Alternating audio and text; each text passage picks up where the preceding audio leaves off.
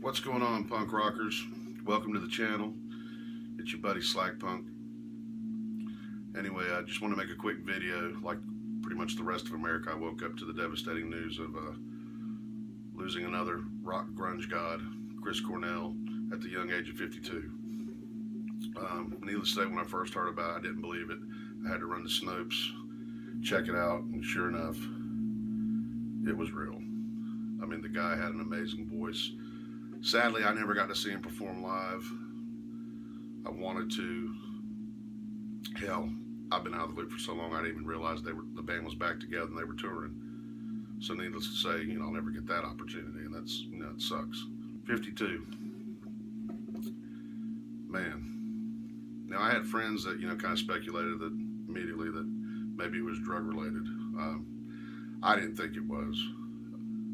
I know he lost his good friend, Andrew Wood, in the early 90s to drugs, so I kind of hope maybe that experience, would have kept him from doing that. Instead, I kind of figured it'd be something like a heart attack. I mean, he was 52. I mean, my old man was 50 when he passed due to a freak accident. Got stung in the throat by a yellow jacket, died of anaphylactic shock. Bam, he was gone. Now, needless to say, that was a wake-up call for me. I mean, I spent my whole, childhood and the first part of my young adult life thinking that my dad was Superman, that he was invincible, and next thing I know, bam, he's gone. Turns out he was just a man after all. Made me even think that, hell, I'm 43 now. Our generation. I mean, I guess we're at that age, where we can slowly start to expect one by one, we're each going to meet our own demise one way or another. Now, I know that sounds depressing, but I mean, that is our generation. I mean, we are getting older. But I was even more shocked later on today when I found out that it wasn't a heart attack that took his life. In fact, he committed suicide, hung himself in his hotel room. And that blew me away even more. And my heart immediately broke and bled for his, family, his wife, 3 kids, his friends, fans, everybody that he left behind, scratching their head, wondering, why, what would cause him to do it. And I know a little something about this. You're never going to know. We're never going to know. I lost my brother 5 years ago to suicide. He hung himself. Not a day goes by that I don't think about it and wonder why he did it. What compelled him? What was he fighting with? What was he struggling with? What demons inside was he dealing with, that made him think that his only solution, his only way out was to take his own life. And at first, I was pissed. I was mad as hell. I was angry. A lot of people were, because he left behind a lot of people that loved and cared about him. I mean, he was a great guy, a genuinely good person. So everybody was left scratching their head why. But later on, as I got to think about it, I started to realize that, I didn't know the demons and the things that he was suffering inside, just like Chris Cornell. I don't know what Chris Cornell was dealing with, what kind of demons he had inside of him that he was battling and felt like he was losing. That his only recourse, the only thing that he felt like he had control, like my brother, was to take their own life. And that's what I kind of thought about. It has to do about control, I guess. I guess it was the one thing that they felt that they could control, they could do, that, left them in charge, and, that's how they wanted to go. Now, I'm in no position to question that or judge that. I mean, yeah, it sucks for us, the ones that get left behind, but what do you do? So all day I've thought about it, and, the one thing I figured I could do is maybe try to prevent it from happening to somebody else. And I just want you people that are watching this video to realize there are people out there that care about you, that love you, that will listen to you if you reach out to them. And if you feel like that you don't have anybody that you can reach out to or listen to, then there are things you can do. There are places you can call. You can call the National Suicide Prevention Lifeline. I'll put the link in the description and put the 1-800 number up here when I do the edit. And if you don't want to do that, at the very least, hell, shoot me a comment, man. Reach out to me. I'll talk to you. We'll hash it out. I'm not going to have all the answers. I'm not going to lie to you. I'm not going to bullshit you. But I'll be honest with you. And if you're going through life feeling like nobody cares, I want you to know one thing: I care. This fat bearded fuck cares, and I love you, and I mean that. So know that you're not alone.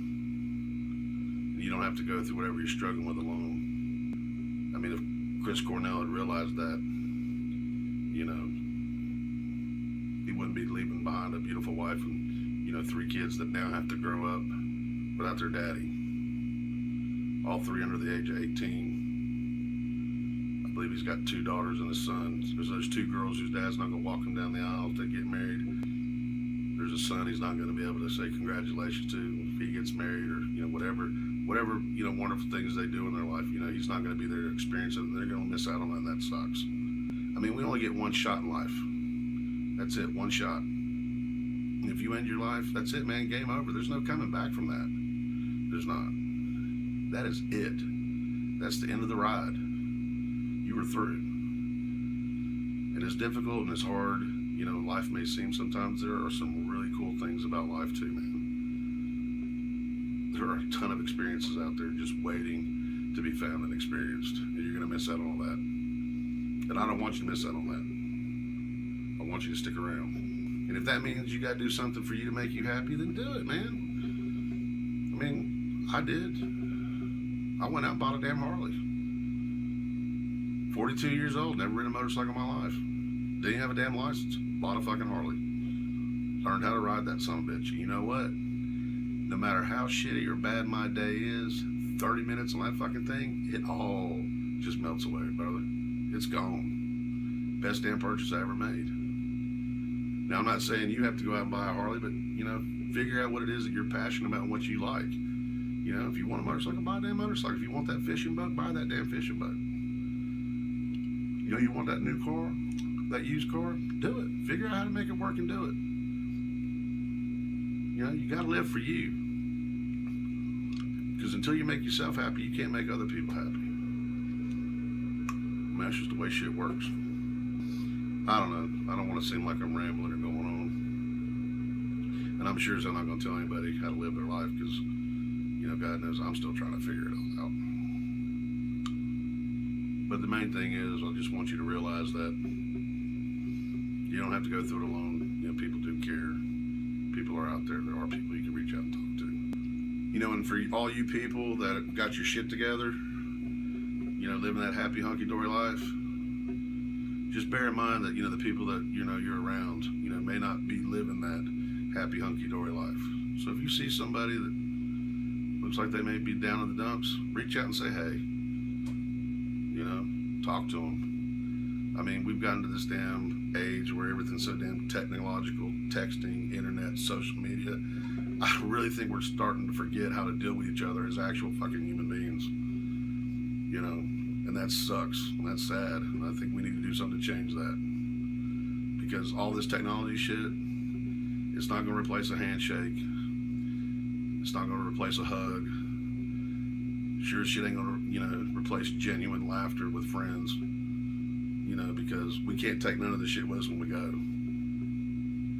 And I don't care if you believe in God or if you don't believe in God, if you worship Satan, if you believe in all the Satans, I don't care who you sleep with, what your sexuality is, whether you're gender neutral or damn non-binary, I don't care.